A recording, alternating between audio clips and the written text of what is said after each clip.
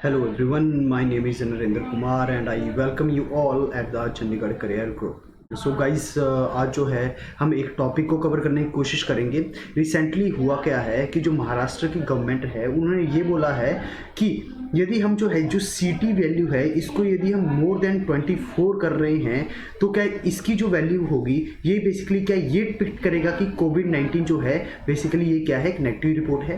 मैं फिर से ये स्टेटमेंट को रिपीट कर रहा हूँ। रिसेंटली हुआ क्या है कि जो आपकी महाराष्ट्र स्टेट है इन्होंने क्या पूछा है, किससे, ICMR से, जिसको हम कहते हैं Indian council of medical research, इनसे ये पूछा गया है कि यदि किसी पर्सन का हम क्या कर रहे हैं, किसी पर्सन का जो है हम कोविड टेस्ट कर रहे हैं और उसकी जो सीटी वैल्यू आ रही है, कोविड टेस्ट करने के बाद जो सीटी वैल्यू आ रही है ये मोर देन 24 आ रही है, तो क्या उस पर्सन को हम जो है कोविड-19 जो है डिक्लेयर कर सकते हैं या नहीं कर सकते।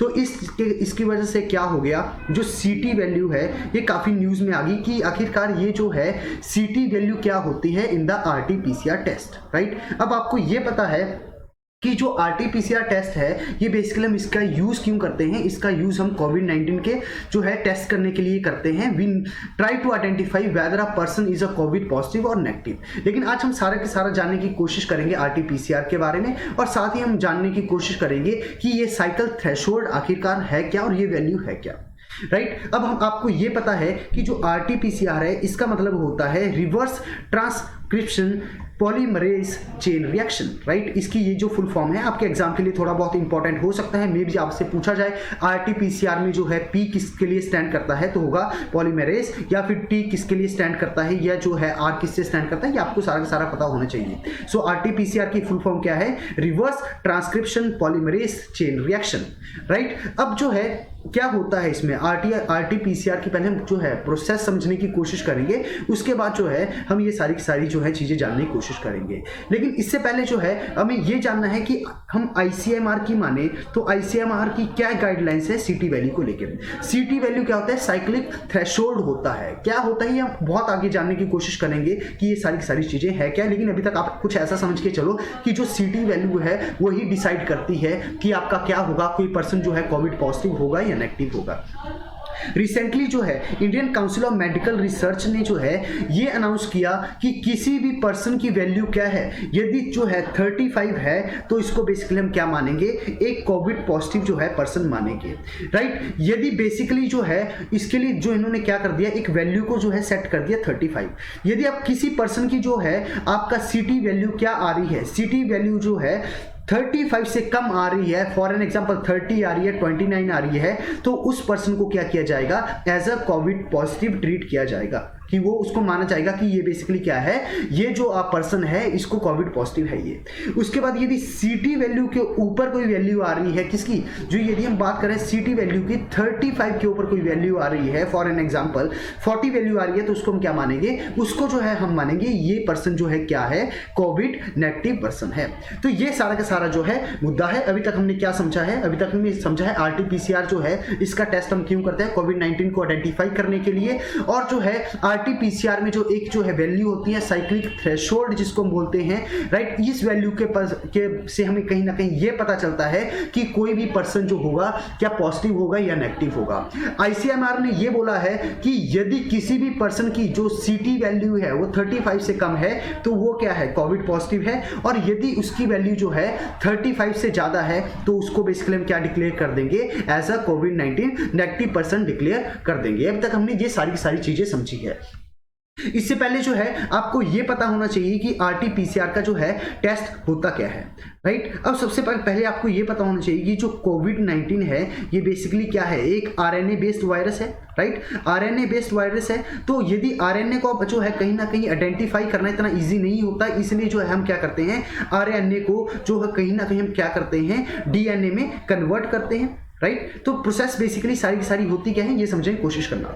For an example this is person A, और ये पर्सन बेसिकली हमें इसको चेक करना है कि इसमें बेसिकली कोविड-19 है या नहीं है। तो सबसे पहले जो बाय द नोज हम क्या करेंगे, जो है सैंपल ले लेंगे। अब सैंपल में बेसिकली क्या कलेक्ट होगा, आप RNA को, उस पर्सन के RNA को क्या कर लोगे, कलेक्ट कर लोगे। उसके बाद जो है इस RNA को एक्सट्रैक्ट किया जाएगा, ये जो RNA है इसको एक्सट्रैक्ट किया जाएगा, और बाद में जो है ये जो RNA होगा इसको कन्वर्ट कर लिया जाता है किसके अंदर, डीएनए के साथ में, ठीक है। डीएनए में इसको कन्वर्ट कर दिया गया। अब इसके बाद क्या होगा, अभी जो आपको पता होगा डीएनए में आपको क्या देखने को मिलेगा, डबल हेलिक्स मॉडल आपको देखने को मिलेगा, जहां पे आपको 2 लेयर्स देखने को मिलेगी। अब इन लेयर्स को बेसिकली आप देखोगे कहीं ना कहीं ये क्या हो रही है, जिगजैग में है, राइट। तो इनको बेसिकली क्या किया जाएगा, इनको जो है स्ट्रेट कर लिया जाएगा, राइट। और उसके बाद जो है क्या किया जाएगा, इनकी एम्प्लीफिकेशन की जाएगी, राइट। एम्प्लीफिकेशन मतलब कि ये हो गया कि इनको कहीं ना कहीं जो है और ज्यादा जो है एक तरीके से जूम कर लिया जाएगा, जिसकी वजह से क्या होगा, जो डीएनए का है वो उनको स्ट्रक्चर और अच्छे से क्लियर हो जाएगा, राइट। और इस फिर क्या किया जाएगा, इस डीएनए के अंदर जो है फाउंड किया जाएगा कि जो है इसके अंदर जो है कोविड-19 है या नहीं है, राइट। ये आई होप आपको अच्छे से जो है पता चल गया होगा।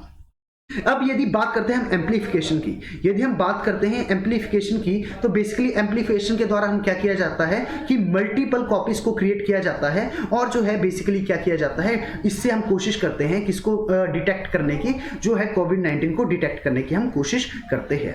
अब इसके द्वारा क्या हुआ जाएगा कि एम्प्लीफिकेशन से कहीं ना कहीं जो कोविड-19 को फाइंड आउट करने की एबिलिटी है वो ज्यादा इंक्रीज हो जाती है। यदि एम्प्लीफिकेशन ना हो तो बहुत ही डिफिकल्ट है किसको, कोविड-19 को डिटेक्ट करना, राइट। अब बेसिकली ये जो एम्प्लीफिकेशंस है, ये जो है सिर्फ ऐसा नहीं होगा आपने एक बार इसको एम्प्लीफाई किया या एम्प्लीफिकेशन की और आपको झट से जो है रिजल्ट मिल जाएगा कि इस पर्सन के अंदर जो है क्या देखने को मिलेगा, आपको कोविड-19 देखने को मिलेगा। नहीं, आपको जो है बार बार जो है क्या करना पड़ता है, ये साइकिल को रिपीट करना पड़ता है, जहां पे जो है आपको बार बार एम्प्लीफिकेशन करनी पड़ती है। जैसे कि फर्स्ट टाइम आपने एम्प्लीफिकेशन की तो उसमें से एक कॉपी ऑफ द डीएनए को जो है 2 पार्ट्स में डिवाइड कर लिया जाता है। ऐसे ही सेकंड में जो 2 कॉपी ऑफ डीएनए होगा इसके जो है 4 पार्ट्स में डिवाइड कर लिया जाता है, एंड ये प्रोसेस कहीं ना कहीं कंटिन्यू चलती रहती है। उसके बाद क्या होगा, ये बेसिकली जैसे हम क्या करेंगे, बार बार जो है आपका एम्प्लीफिकेशन साइकिल को जो है रिपीट करते हैं, इसी को बेसिकली हम क्या कहते हैं, सीटी वैल्यू कहते हैं, साइक्लिक थ्रेशोल्ड वैल्यू हम इसको कहते हैं, जहां पे आपका होता है number of cycles after which the virus was detected. मतलब कि क्या, इससे पहले वायरस डिटेक्ट होने से पहले कितने साइकिल हमने एम्प्लीफिकेशन की है, ये बेसिकली क्या होगा, आपका साइक्लिक थ्रेशोल्ड होगा।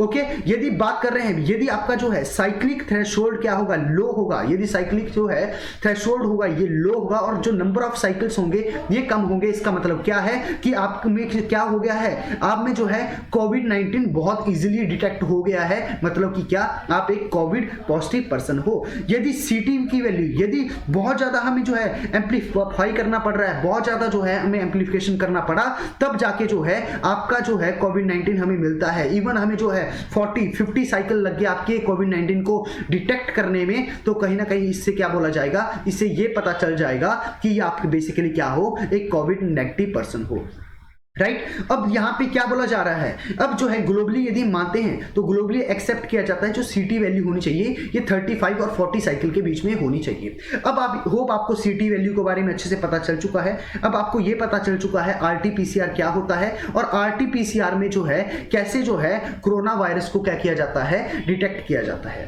अगला पॉइंट जो है आपको यहाँ पे एक चीज समझना है, अब रिसेंटली हुआ क्या है, महाराष्ट्र ने, अब आप इस पॉइंट को बहुत ईजिली क्या कर सकते हो, एनालाइज कर सकते हो कि महाराष्ट्र ने ऐसा बोला है कि आप क्या कर दो, जो सीटी वैल्यू है इसको 24 कर दो। इसका मतलब कि क्या है, यदि सीटी वैल्यू 24 है, वैसे माना कितना गया है, आईसीएमआर ने इसको 35 माना है, तो कहीं ना कहीं क्या होगा, इसके बीच में फॉर एन एग्जांपल किसी पर्सन का जो है साइकिल कितना आ रहा है, जो सीटी वैल्यू आ रही है 25 है, यदि हम आईसीआर की माने तो ये क्या हो जाएगा कि ये एक कोविड पॉजिटिव पर्सन होगा। लेकिन यदि जो है महाराष्ट्र जो गवर्नमेंट जो है इसका सजेशन माने तो जो है 25 वाला पर्सन क्या होगा, एक कोविड-19 पर्सन होगा।